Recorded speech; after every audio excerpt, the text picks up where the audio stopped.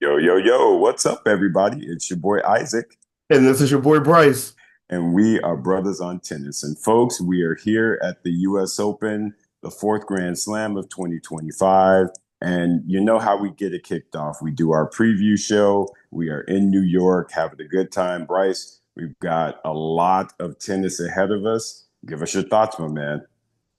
First of all, to those that are listening slash watching, we are on the move. We are in New York. We are trying to piece this thing together best we can this morning. So I know we probably don't have the same look that we typically do, but know that we are doing our best. So with that being said, good morning to everyone. Yes, we are on the verge of the last major for the year. Very excited. We're going to go through everything you just mentioned. We're looking forward to going to Kids Day tomorrow. I don't think we've gone there in years. So very excited about all that's going to be there. And then also very excited, and don't you forget that the tournament actually starts on Sunday this year. So don't wait till Monday to start watching. The matches do start on Sunday. We'll be there. You make sure you're watching it on the telly. And Isaac, let's jump into it.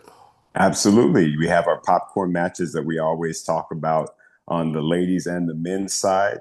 We've got a few of those. And then we'll go into our draw review and basically talk about who we're thinking will take the crown this year at the US Open. So like Bryce said, we are in different conditions. So hopefully the audio and everything is okay for you out there. I know, Bryce, for myself, I actually have a lot of my stuff on my phone, which is what I'm using to record as well. So Okay. I'm hoping that as I go to look at my prediction stuff, that it doesn't do anything funny. So we will hopefully see. Are you still Okay. able to see me? Yes, yes. Okay. Oh, great, great. Okay, good. Okay, so what side do you want to start on, man? Do you want to start on the women or the men's as it relates to the popcorn matches? Let's go with the women. All right, all right. Uh, Yeah, go for it. I'll okay. let you throw them out there then. Okay. The first one, and now I want to say this for both my um, popcorn matches for the women and for the men. At this tournament, when I say a popcorn match, it's really because there's some level of interest in the match. Not that I'm confused about who's going to win it, uh, but just for different reasons, which we'll explain why we're interested. And the first one that I selected is the Iala versus Towson. Towson has been on a really good run this summer, playing big babe tennis, as we call it, and playing it well.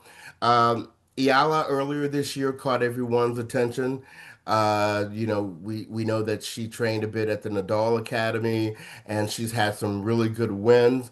I just thought it was a very interesting first round matchup. I do expect for Towson to win because I just think she has too much firepower from with her ground strokes. But Iala has won some matches she wasn't supposed to win this year. So that was the first one I had listed. Gotcha. No, that's a good call out as well. I called out Alphabet Soup, of course, Pavlyuchenkova versus Yastrzemska. I think that can be a very entertaining match. The big one, of course, is Krejcikova versus Mboko. That should be a really, really interesting first round match. We'll have to see which Krejcikova shows up. We've seen what Vicky Mboko can do. She got out there, won Canada in front of her home crowd. So we know that she's up to the test. But again, if we get the French Open slash Wimbledon champion Krejcikova, it really could be a good match. Any thoughts on that one, Bryce? Yeah, I think you said it perfectly. Krejcikova to me is the one that is very up and down at the moment. You know, one match you watch her, she's looking like the Grand Slam champion that she is. And then other matches, it just is ugly, not trying to be disrespectful.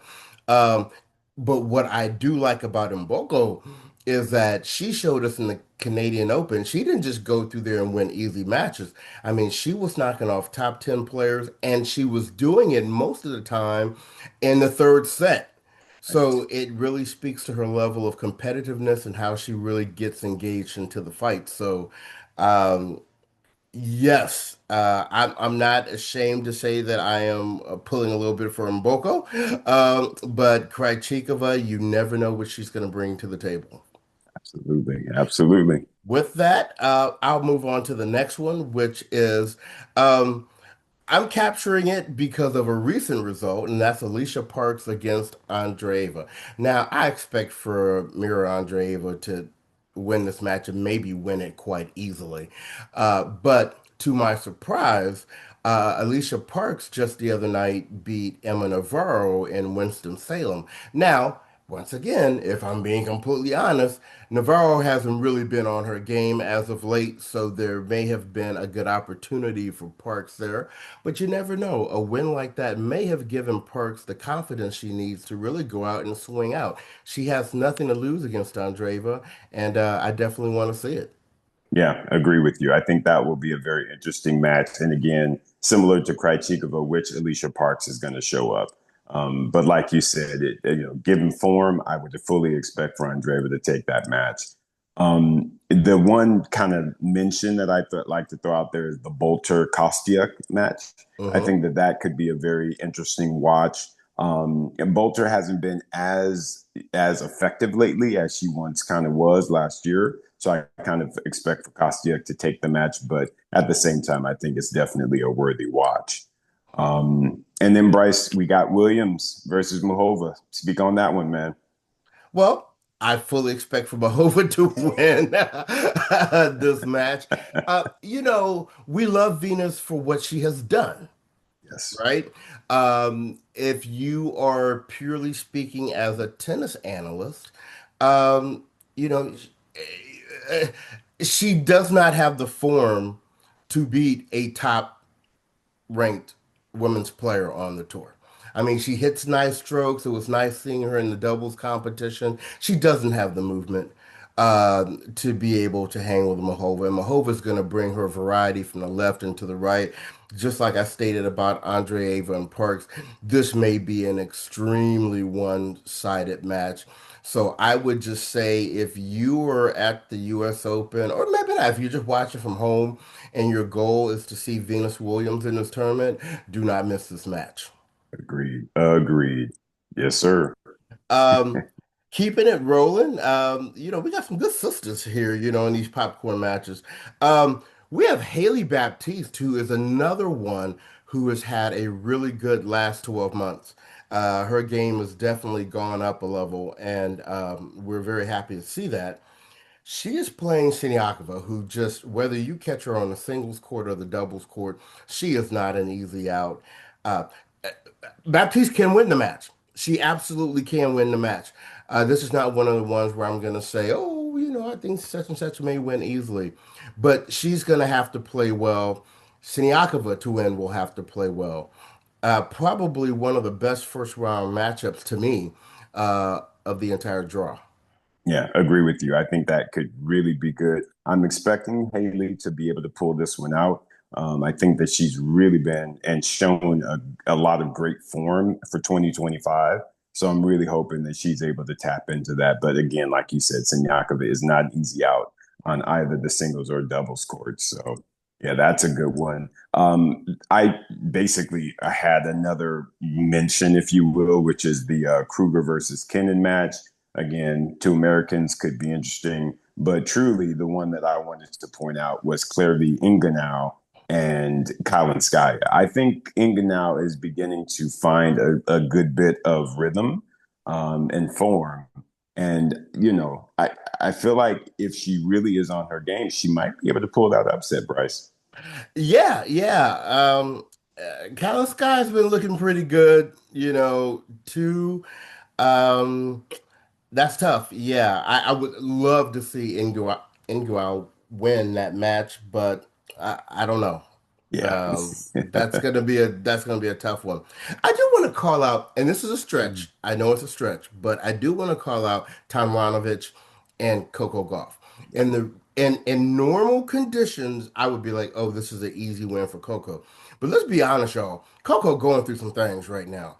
Right. And a non-peak or prime Coco, we remember what Tomljanovic did to our girl Serena when she was trying to walk her way out of her career.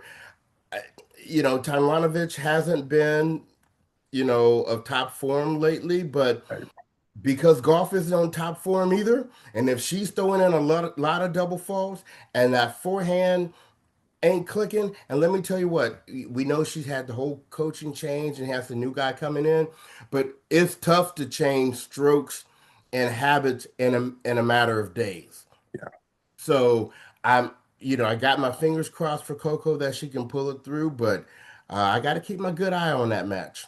Yeah, I agree with you completely. Everything you said is spot on. There's a lot going on. She's going through a lot of different changes. Yes, Center may have changed his crew right before a Grand Slam, but Coco's not Center, No. and Mm-mm. I'm just concerned that all of this change is going to unfortunately negatively impact her. But keeping my fingers crossed that she can make a really solid run here at this U.S. Open. Absolutely. Yeah. Did you have any others, Bryce? I did not. I did not. That's all I'm saying. So transition. Let's transition over to the men's side of Yeah. things, where I have a few more Yeah. popcorn matches than I had on the ladies' side. And I'll just kick it off for you, Isaac. The first one I had was Bublik against Chilich. Yeah. And it's real easy to explain this one. Bublik has been having a career year. Yes. Chilich is a previous U.S. Open champion.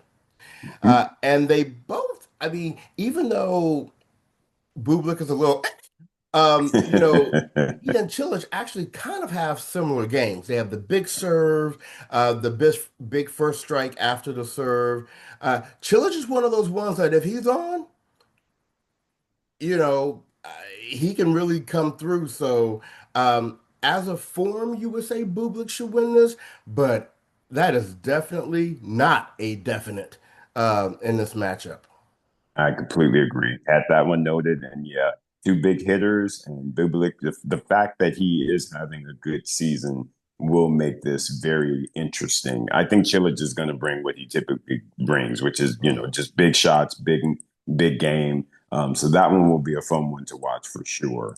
The next one that I had was Mickelson versus your boy Kecmanovic, because I definitely think that that will be an intriguing matchup. Mickelson, again, kind of new to the scene, young guy, but Kecmanovic is not. Yeah, he can bring the fight. And I just Right. feel like that is going to be a good 50-50 popcorn match. What are your thoughts on that one, Bryce? Yeah, I've got my fingers crossed for Mickelson on this one. We absolutely adore his coach, Craig Boyton, and we always are wishing the best for him and his players. But I agree with you. That's a match I definitely want to see. Keeping it moving. Once again, not that I doubt what this end result is going to be, but whenever Pesci Pericard is on the court, you got to keep a good eye on him. When you got to serve like he does, and a first strike after the serve, you got to have him in the conversation. Musetti has been playing well. I fully expect for Musetti to win this match, and I think what hurts Pericard more than anything is that it's a best of five match. Could he maybe sneak out a best of three against Musetti, maybe with two tiebreakers? Possibly. I just think over the course of the best of five sets, Musetti will find a way to win. Yeah, agree with you. I think he'll potentially be able to chip that serve back on the backhand side. Play that fed tennis that always made him so effective. So yeah, I'm like you. I think Musetti is going to take that one. The next one that I showed on my list was that Arnaldi versus Cerundolo. Arnaldi is just someone that just he can always bring a good level. And Cerundolo, as we know, he's got a nice game as well, but I feel like the two match up very nicely. I Hmm. would not be surprised if that one went 5 sets. I don't actually even know who to call, to be honest with you, but I do feel like it's going to be a battle between those two. Hmm. And I agree with you on that. Arnaldi has shown that he is battle tough Yeah. and he can win those 5 set matches. Cerundolo, I'll be very honest with you. I'm a little disappointed that his results have not been stronger, especially with the forehand that he has, and at the levels that he's played before. But if he taps into that, I would have to say he's the favorite. But Arnaldi is nothing to play with. Right. Um, I just want to acknowledge, because every match he plays is a popcorn match to me, is Monfils and Safiullin. Safiullin is a dangerous player, but he's not a consistent player. And what I'm hoping is that, well, I shouldn't say hoping. What I'm expecting is that once again, Monfils over maybe this is a 4 set match. He takes this one. I do think we're starting to see Monfils wind it down a little bit. I don't think he's going to retire after this U.S. Open, but I do think it's imminent. And so if you've not enjoyed that man's brand of tennis, make sure you definitely tune into that. But the next one that I actually had, and this is kind of, I don't know if you had this or not, Isaac, but I had CC Possum Mueller. Mm. And the reason being is Mueller's kind of this very hot and cold guy who can just hit at times shots like he is brilliant, and other times it's like, duh. Um, but CC Pass is another one of these players that we've been talking about. He's had glory days of past, but he has not. I mean, he hasn't been beating the most basic players as of recently. So he's at risk against Mueller. I do expect for CC Paz to come through. I do know he's back with his father now from a coaching standpoint, so there may be a certain degree of stability that's coming into play there. But if he's like Coco and it's all these changes at the end, and he's still being very active on social media, uh, it, you know, those distractions could lead to a loss to Mueller. I agree with that. I think there's always an upset bug when it comes to CC Paz. He's just not quite as stable as he once was. So I agree with you on that one for sure. The one that I had of starting the other side of the draw was Djokovic's team, Lerner Tien. Mhm. I think that Lerner's leftiness, he's got a very creative game. I think that it'll be a good test for him to kind of just see where he stands against those at the top of the game. I do, of course, expect Djokovic to take this because, he's dealt with another lefty in the past. So he should A be little able to bit. implement those tactics right. But I still feel like it'll be a good match, and I think that it'll be an interesting experience for Leonard Tien. Yeah, yeah, I do too. And I'm interested to see how Tien plays against Djokovic. Yeah, What his strategy is going to be. So agreed. This next one, I don't know if everybody will have a high degree of interest in it. Maybe if you're into following Americans, but I have Cam Norrie and Korda. And the reason being is because neither one of them ain't really did anything lately. So I don't really know who to side with. Cam Norrie is an ex-member of my JV squad, and Korda at one point was challenging for being one of the top Americans we have out there. Neither one of them, like I said, have had any kind of results to speak of recently. So I really don't know who's going to win that. I, Part of me, I'm kind of leaning towards Nori because I like Nori a little more in the fight than Korda. But look, neither one of them are winning this tournament. So,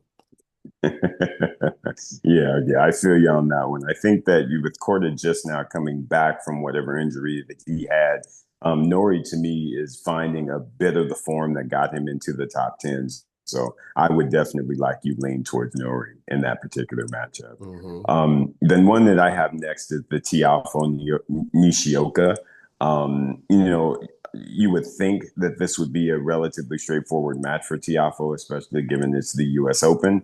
But at the same time, that's the reason why I think it's going to be that tricky is the fact that he went so far last year. And Nishioka is a really creative lefty. And I think he's got wins over Francis, if I'm not mistaken. So I, yeah, Francis needs to come out and be really, really on his game and be ready and not let any nerves creep in. Because if he does, that's going to be a lot of points that he's going to be losing out on.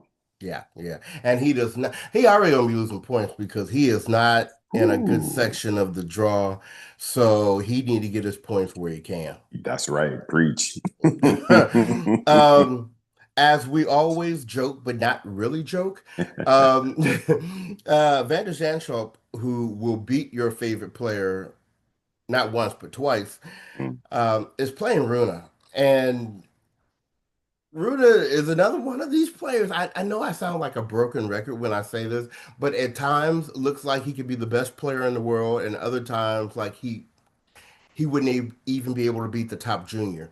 Vander Zandschulp just does not care about you and your ranking. And if Runa holds the keys to this match. If he plays well, he wins. If he doesn't play well, he loses. Right. You got it. I agree with you completely.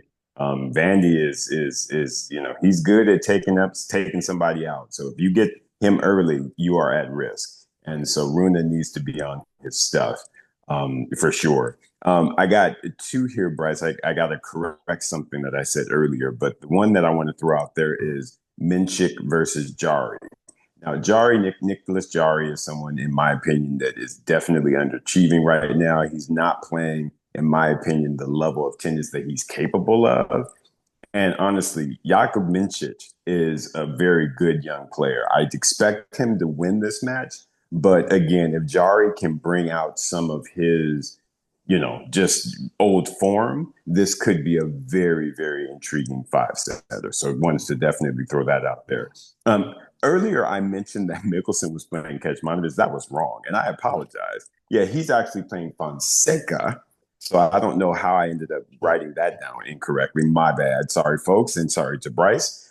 But yes, Fonseca and Kecmanovic are playing one another, and that is the popcorn match. So I'll pass that over to you. Sorry for that blunder. Right. Well, and it's so funny because, like, I guess that shows I wasn't listening to you because because I heard Mickelson. I didn't even hear who you said he was playing. But Yeah. anyway, that's how we do y'all when we on the move. But yeah, I think everybody knows Kecmanovic is on my JV squad. I love that guy. And that guy is not afraid to get into a five setter and battle with you. And I think that might be the issue with Fonseca. Fonseca needs to come and take you out quick. Yeah. He has the big weapons, the big forehand, but it's like and I know I'm sounding like a broken record, but he's when he's on, he can hit anybody off the court. But within the course of a match, he it's just a roller coaster ride.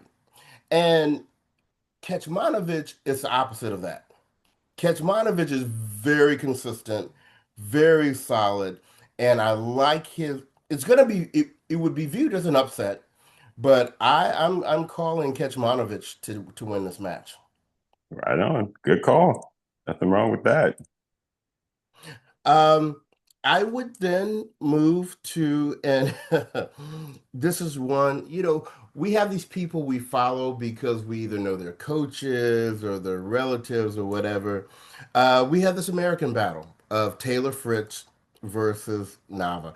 And this is the battle of people we love because with Taylor Fritz, his coach Michael Russell, who we saw last night at the Taste of Tennis, one of our favorite people on tour. Um, he will be playing Emilio Nava, who we know his uncle very well, who we love to death. I can't remember what commentator said it. I think it was Jim Courier, but I'm just going to give him credit because I'm going to repeat what he said.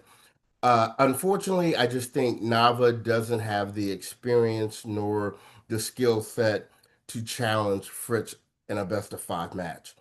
Can he sneak a set here? Potentially, but I think Fritz has too much game, too much experience not to take this match. Yeah, I would agree with that. The only thing that I would say in Nava's, one thing that he can maybe hold as a beacon of light is the fact that Taylor Fritz did lose his first round against Brandon Holt a few years back. So we didn't expect that at all. Right. So hopefully, for Nava, he can get that Taylor Fritz that showed up at that particular US Open, but it is unlikely. Right. Yeah. And so I guess the only other one, of course, is the biggest one at the bottom of the draw, which is Alcaraz versus Opelka. And I mean, talk about just an unfortunate first round for both of these guys. I mean, Riley, of course, coming off of injury, trying to reestablish himself and his ranking. And then you've got Alcaraz, who just comes off of winning Cincinnati, albeit retirement. He's feeling good, and so then these two have to match up. It should be interesting, but at the same time, I'm fully expecting Alcaraz to be able to pull through. Totally agree with you. Yeah, there'll be some interesting points here. There may be a set or two that go to a tiebreaker, but I don't think the end result is in doubt. Again, Opelka, coached by another guy we absolutely love, Dennis Kudla. We typically wish the best for him, for anything that Dennis is involved with, but Alcaraz is taking this. Yeah, there we go. Did you have any additional, Bryce? I do not. All right. Well, that's it, folks. That's our popcorn matches. So a good number on both the women and the men's side. So the first few days of the U.S. Open should be popping based on these popcorn matches. So definitely tune into them. And yeah, Bryce, we typically do our preview now, our predictions rather. So yeah, how do you want to start, man? Let's keep it with the women going first. So I'll give you my top half. Yeah. So we start at the quarterfinal range. We may mention who we see them getting to the quarterfinals over. And for me, in the top half of the ladies' draw, I have Sabalenka getting there over Towson. I have Rybakina getting there over Paolini, even though she's going to have to deal with that whole Raducanu Cooter match before Paolini. I expect for Rybakina to make it through. She's looking good. I have Pagula getting there over Bencic. Pagula will need to get through Yastrzemska and Bencic over Sams Sanova, but I see Pagula getting there. And then, hey, I'm going with Mboko, and I have her getting there over Ostapenko. Oh, interesting. Yes. Okay, okay. We were pretty much all the same as far as the round of 16 going into the quarters. So I have Sabalenka over Towson. I do have Rybakina over Paolini. I have Bencic and Pagula, but I'm actually picking Bencic. I don't know why. I just feel like with Pagula, she's got the hard ground strokes, but Bencic, she kind of knows how to maneuver the court Mhm. and potentially expose Pagula for her movement. So that one was kind of a pick 'em for me, but I just went ahead and went with benches because also Mhm. Pagula's defending a lot of points. Right. And yeah, I actually had Mboko versus Andrea Ava going into the Mhm. quarters. And I just feel like with the young ones, as much as I want to go with Mboko, I feel like Andrea Ava, she's won some 1,000. She's been kind of producing a little bit longer than Vicky. So I'm my head says go with Andreeva, which is what I put, but my heart, of course, is with Mboko. I hope that she can make it through. All right. All right. Yeah. So you want to start us off with the Yeah. bottom half? Yeah. So bottom half, who I have basically going into the quarters, I have Keys getting there over Muhova. I actually have Golf getting to the quarters over Osaka, which could be interesting. Um, I have Anna Samova and Svitolina. I think Anna Samova is going to make it to the quarters. And then, of course, I have Iga making it over Alexandrova because to me, Iga's draw is a bit cake-like. So anyway, Which is appropriate for Iga. which exactly, I think Keep the she's bakery. keep that bakery going. So yeah, bro, what are you looking like? Here's the very interesting thing. We had the exact same matchups, Oh, wow. but we had almost the exact opposite picks. Opposite people. I have Mahova over Keys, Gotcha. Osaka over Golf, Hmm. Svitolina over Anisimova. And then the place that we were the same was Swiatek against Alexandrova. There you go. Hey, there you go. That's hilarious. Nice. Okay, so then I have my four semifinalists as I Yes. have Rybakina over Sabalenka. Okay. I have Mboko over Pagula. Oh, so yeah, we both have different semifinalists. I actually Yeah. picked Sabby over Rabakina, and of course, I have Andreeva over Benches. So Okay. yeah. And I have Osaka over Muhova. Hmm. And I have Swiatek over Svitolina.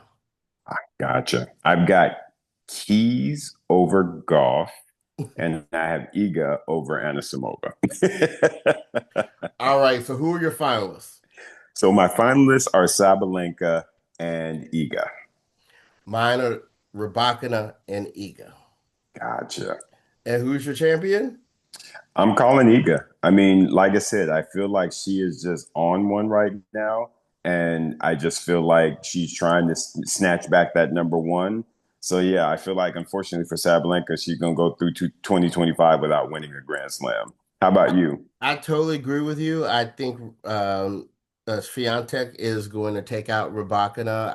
And it's for the exact same reason. I think Iga is feeling real good about her game right now, and I expect for her to take out Rybakina in the final. So, although you and I, excuse me, had different paths there, we ultimately ended up at the same place Yes. with Swiatek winning the title. And I really feel pretty confident about that, actually.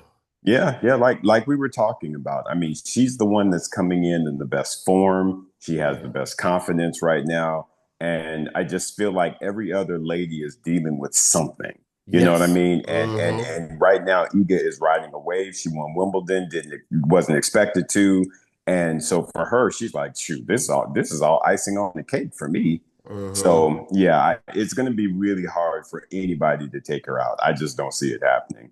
Gotcha. All right. Hmm. So let us jump over to the men. Yes. Yes. And do you want to go first now for the Oh, sure. Sure, sure. Yeah. So for the men, who I have in the quarters is Sinner, and I, I have him getting there over Tommy Paul, even though with Tommy coming off injury, but I'm still not sure that I saw anybody in there who could take him out. But for sure, I think Sinner will make it to the quarters. I okay. have a Draper Caboli Uh-oh. round of 16. I have Draper actually making it to the quarters. He's looking like he's found his form. He played very well in the mixed doubles. Uh-huh. So I'm thinking he'll be okay. Zverev and Rublev I have, and I picked Zverev to make it to the quarters. And then I have Hachinov versus Demonar, and I actually picked Demonar to make it to the quarters on the top. How about you? We're very similar again. Just kind of with who the people beat. Hmm. I have Sinner, but I have him beating Bublik. Okay, I have Draper, but I have him beating Musetti. got it. I have Zverev beating Rublev, but I chose Hachinov over Demonar. It was a pick 'em for me too. Go ahead. Yeah, yeah, that's a close one. That Yeah, really is. yeah. So, so we're very similar there. For the Cool. bottom half, I have Djokovic over Runa. Hmm. I have Nakashima over Minchik. Wow. I have Shelton over Lehechka, and I have Alcaraz over Medvedev. Oh, okay. Okay. Yeah, so yeah, very couple similarities there for sure. I have Djokovic, but I actually have him beating Tiafo. I think that Mm, Tiafo will try and find I feel like he could, at least get to the round of 16, but yeah, Djokovic that's gonna be just too much. He's in mhm. a rough part of the draw. and Right. and so I feel bad for Francis, but hey, it is what it is. I actually, it's funny that you have Nagashima. I actually do have Fritz coming in over Minchik Okay. to make the quarters. Perfect Shelton Lehechka picked Shelton, Hmm. and I actually have Davidovich Fokina, weirdly enough, making it to the round of 16 against Alcaraz, and of course Alcaraz making it to the quarters. And let me just speak on that because most of y'all know that Davidovich Fokina is also on, well, he's on my, I don't know if he's on my JV squad or if he's on my varsity squad right now. He go between the two. He's like his two Right. socks. But my concern is in his last two tournaments, he couldn't make it out of the best of two out of three set match. Right. Right. And because I was going to pick him. And I was like, if it's a matter of just staying out there, Medvedev may not have been playing great, but Medvedev can stay out there. Yeah, that's true. And That's true. so that is what just made me lean towards him. But that was kind of a pick 'em for me as well. Hmm. So for the semis, Yeah.